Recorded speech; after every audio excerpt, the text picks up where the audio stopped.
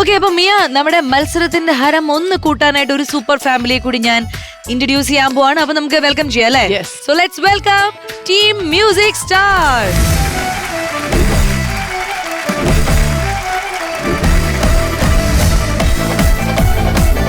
Okay, so welcome to super family. എന്തുണ്ട് വിശേഷം, പറയൂ. സുഖം തന്നെ. സുഖം തന്നെ. ഇവര് നോക്കൂ, ഇങ്ങനെ നമ്മൾ പറയില്ല, ഒരു അച്ചിൽ വാർത്ത മക്കളെ പോലെ ഏകദേശം ഒരേ ഹൈറ്റ് ഒക്കെ ആയിട്ടാണ് അങ്ങ് നിൽക്കുന്നത്. വലിയൊരു വ്യത്യാസമില്ല. പക്ഷെ അച്ഛനും മക്കളും ഒക്കെ ആണ്. അച്ഛനും അമ്മയും 2 മക്കളും. അതെ, കണ്ണുമ്പോ അങ്ങനെ നിങ്ങൾ ഇറങ്ങി വരുമ്പോഴേ നമ്മളിങ്ങനെ ഒരു കൊട്ട തുറക്കുമ്പോ ഒരേപോലെയുള്ള ആൾക്കാർ ഇങ്ങനെ ചാടി വരില്ലേ, അങ്ങനെ ഉണ്ടായിരുന്നു. സൂപ്പർ. അപ്പൊ നമുക്ക് ആദ്യം പരിചയപ്പെടാം. അച്ഛനെ തന്നെ ആദ്യം പരിചയപ്പെടാം. പറയൂ ചേട്ടാ. എന്റെ പേര് ജിനേഷ്. ജിനേഷ് എന്ത് ചെയ്യുന്നു? ഞാൻ ഓർക്കസ്ട്ര ഫീൽഡ് തന്നെ. ഓർക്കസ്ട്ര ഫീൽഡാണ്. കുറെ വർഷമായിട്ട്? ഒരു 10-30 വർഷം. Okay okay okay. സ്ഥലം കാലിക്കറ്റ് ആണല്ലേ? കാലിക്കറ്റ് കൊയിലാണ്ടി. കൊയിലാണ്ടി കൊല്ലം. കൊയിലാണ്ടി കൊല്ലം. ഓക്കെ. ഇനി ചേച്ചി പറയൂ. എന്റെ പേര് സജില. എന്റെ നാട് വരുന്നത് വടകരയാണ്. പിന്നെ കൊയിലാണ്ടി കല്യാണം കഴിച്ചിട്ട് ഇങ്ങോട്ട് സെറ്റിൽ ആയിരുന്നു. അപ്പൊ കല്യാണത്തിന് മുൻപേ പാട്ടൊക്കെ ഉണ്ടായിരുന്നോ? അത് ഇദ്ദേഹത്തിന്റെ കൂടെ കൂടിയ പിന്നെയാണോ? കല്യാണത്തിന് മുന്നേ പ്രോഗ്രാംസ് അങ്ങനെ ചെയ്തിട്ടുണ്ടായിരുന്നില്ല. സ്കൂളിലൊക്കെ പഠിക്കുന്ന സമയത്ത് കലാതിലകമൊക്കെ ആയിരുന്നു.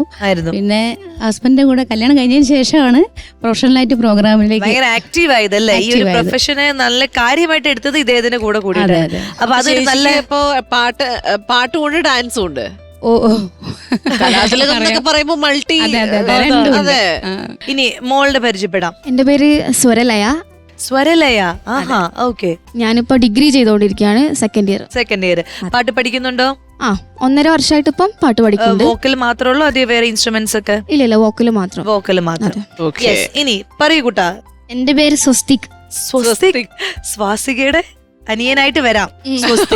അതെ, ഞാൻ സ്വസ്തിക് എന്നുള്ള പേര് അങ്ങനെ അധികം കേട്ടിട്ടില്ല. അതാണ് ഞാൻ അത്ഭുതപ്പെട്ടു പോയത്. സ്വസ്തിക്, എന്നിട്ട് എന്തുണ്ട് വിശേഷം? നല്ല വിശേഷം. സ്കൂളിൽ എല്ലാവരും എന്താ വിളിക്കാം? എന്നെ മണിക്കുട്ടാന്ന് വിളിക്കും. വീട്ടിലെന്താ വിളിക്കുക? വീട്ടില് മണിക്കുട്ടൻ അല്ലെങ്കിൽ കണ്ണാന്നൊക്കെ വിളിക്കും. വീട്ടിലെ കുറുമ്പനാണോ സ്വസ്തിക്? ഞാൻ അങ്ങനൊന്നുമില്ല, ഞാൻ നല്ല മോനാ. നല്ല മോനാണ് എന്ന് ആര് പറയണം? നല്ല മോനാ. നല്ല മോനാണെന്ന് പറയുന്നുണ്ട്. കുറച്ച് കുറുമ്പൊക്കെ ഉണ്ടെന്ന് ഈ മുഖത്തെ ഒരു കള്ള ലക്ഷണം കാണുമ്പോ എനിക്ക് തോന്നുന്നുണ്ട്. ശരി, പറയൂ. ഏത് ക്ലാസ്സിലാന്ന് പറഞ്ഞത്? ഞാൻ ഇനി 6ലേക്ക്. അപ്പൊ മോൻ പാട്ട് പഠിക്കുന്നുണ്ടോ? പാട്ട് പഠിക്കുന്നുണ്ട്. എങ്ങനത്തെ പാട്ടുകൾ പാടാനും കേൾക്കാനും ഒക്കെയാണ് ഇഷ്ടം? എനിക്ക് മെലഡിയാണ് കൂടുതൽ ഇഷ്ടം. അതുപോലെ ഈ വീട്ടിലെ പ്രാക്ടീസ് നിങ്ങൾ ചേച്ചിയും അനിയനൊക്കെ ഒരുമിച്ചാണോ ചെയ്യുന്നത്? അത് ഒറ്റയ്ക്ക് ചെയ്യുവോ? ഏച്ചി ഇല്ലാത്ത സമയത്ത് ഞാൻ ചെയ്യും. ഏച്ചി അങ്ങനെ ചെയ്യലില്ല. കണ്ടാ, അതാണ് സത്യങ്ങളാണ് അവർ വിളിച്ചു പറയുന്നത്. അനിയൻ കുറുമ്പനാണെന്നുള്ള സത്യം ചേച്ചി വിളിച്ചു പറഞ്ഞു. ചേച്ചി പ്രാക്ടീസ് ചെയ്യില്ല എന്നുള്ള സത്യം അനിയൻ വിളിച്ചു പറഞ്ഞു. ഇനി വേറെ എന്തൊക്കെ സത്യങ്ങളാണ് തുറന്നു പറയാനുള്ളത്? ഇനി വേറെ അച്ഛനും അമ്മയും വഴക്കിടാറുണ്ടോ? അച്ഛനും അമ്മ ചില സമയങ്ങളിൽ ആണല്ലേ. അപ്പൊ ആരാണ് കോംപ്രമൈസ് ചെയ്യുന്നത്? അച്ഛനാണോ പാവം, അമ്മയാണോ പാവം? രണ്ടാളും പാവം. രണ്ടാളും ഒരുമിച്ച് സോറി പറയുമായിരിക്കും അല്ലേ? പക്ഷെ ദേഷ്യം പിടിച്ചാല് ഭയങ്കര എന്നോടൊക്കെ നല്ലോണം ദേഷ്യപ്പെടും. ആര്, അച്ഛനോ അതെ അമ്മയോ? അച്ഛൻ. എന്ത് കാര്യത്തിനാ വഴക്ക് പറയുന്നേ? ഞാൻ ഹോംവർക്ക് ചെയ്യാത്തതിന്. ഹോംവർക്ക് ഞാൻ ചെയ്യലുണ്ട്, പക്ഷെ ഞാൻ പോരട്ടെ മോനെ. കുളിക്കാത്തേനോ? എന്തിനാ വഴക്ക് കിട്ടത്? കുളിക്കാത്തതിന് അറിഞ്ഞു. ഞാൻ കുളിക്കലൊക്കെ ഉണ്ട്. പിന്നെ അപ്പൊ കുളിക്കില്ല എന്ന് പറഞ്ഞല്ലോ എല്ലാവരും? ആര് പറഞ്ഞു? എല്ലാരും പറഞ്ഞു. ചെലപ്പോ എന്റെ മുടി കണ്ടിട്ടായിരിക്കും. പക്ഷെ കുളിക്കുമല്ലേ? കുളിക്കൊക്കെ ചെയ്യും. വെളിച്ചെണ്ണ ഇട്ട് കുളിക്കും, നല്ല തേച്ചൊരച്ച് കുളിക്കും, എന്നും കുളിക്കും.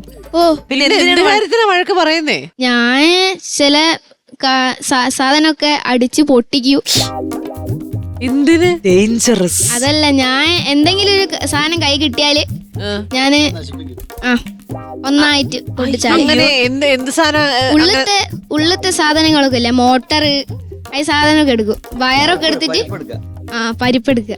ഇലക്ട്രിക് സാധനങ്ങള്, ക്ലോക്ക്, അത് ഇതെല്ലാം അകത്തെ സാധനങ്ങളെല്ലാം വലിച്ചു പുറത്തിടും.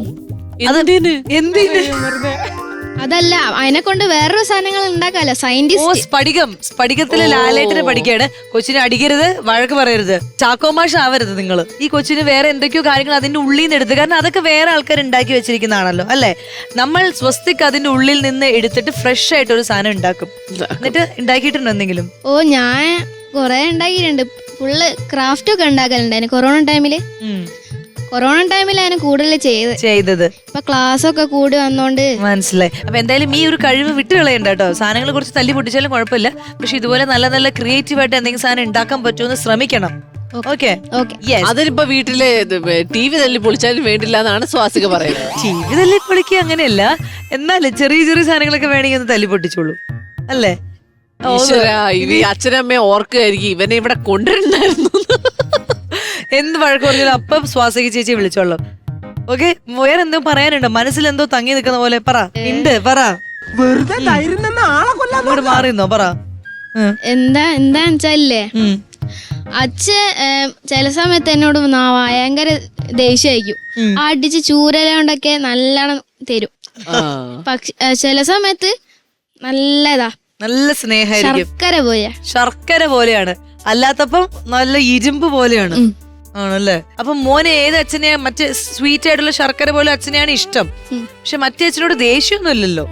ദേഷ്യമൊന്നുമില്ല. പിന്നെ കുറച്ച് കഴിഞ്ഞാല് ചോക്ലേറ്റ്സും ഡ്രസ്സും ഒക്കെ മേടിച്ചു തരില്ലേ?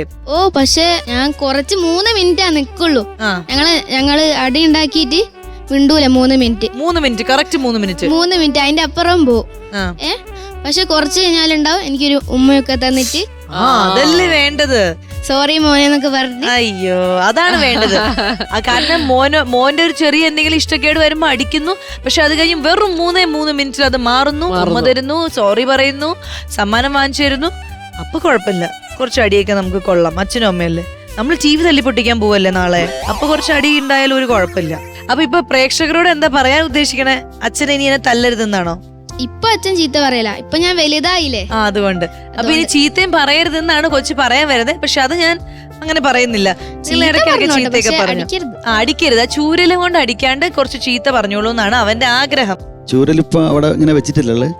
വെച്ചിട്ടാ അത് 1 കൊല്ലായിട്ട് ഉപയോഗിക്കുന്നില്ല. എടുക്കാനിങ്ങനെ പോ, അപ്പൊ റെഡി ആവും. പക്ഷെ ചൂരലവിടെ ഉണ്ട്. ആ ഭിത്തിയിലിരിക്കുന്ന ചൂരലിലാണ് അവളുടെ അനുസരണയും കാര്യങ്ങളും മൊത്തം ഇരിക്കുന്നത്. ചൂരലല്ലെങ്കിൽ ഞാൻ ചില സമയത്ത് ഇവരുണ്ടാവില്ല, വീട്ടിലുണ്ടാവില്ല. ആ സമയത്ത് ഞാൻ ചൂരല് പൊട്ടിച്ച് വലിച്ചെറിയും. സ്ഫടികം സിനിമ തന്നെ. അതപ്പോ അവിടെ കാണാത്തല്ലേ?